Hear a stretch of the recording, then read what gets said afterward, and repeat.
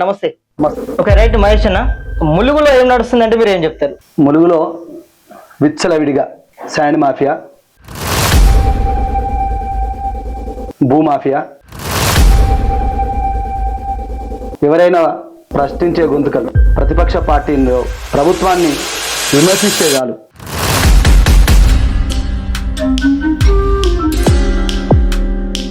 ఎక్కడ ఏ వనరు దొరికితే దాన్ని ఇక్కడి నుంచి తరలించుకుపోయి జేబులు నింపుకునేటువంటి ఒక వ్యాపారం మాత్రం స్పష్టంగా జరుగుతుంది.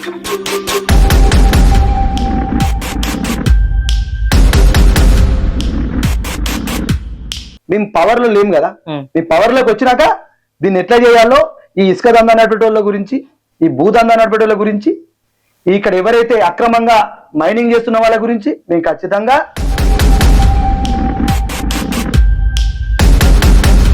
ఇక్కడ ఉన్నటువంటి కాంగ్రెస్ పార్టీ నాయకులు కొద్ది రోజులు వీళ్ళు ఆటలు, నేను మరీ ప్రజానాడి ఛానల్ తర్వాత చెప్తున్నా, కొద్ది రోజులు మీరు ఆటలు ఆడండి. మేము కొట్టే దెబ్బ ప్రజాక్షేత్రంలో కొడతాం. మీ లెక్క అక్రమ కేసులు కాదు, మీ రాజకీయ జీవితాలకే అదే ప్రజల మధ్యలో సమాధి కడతాం. ఎప్పుడు ఎలక్షన్స్ వచ్చినా స్థానిక సంస్థల నుంచి మొదలు పెడితే రాబోయే ఎమ్మెల్యే ఎలక్షన్ లో గౌరవ కేసీఆర్ గారు ముఖ్యమంత్రి అవ్వడం ఖాయం. వచ్చిన తర్వాత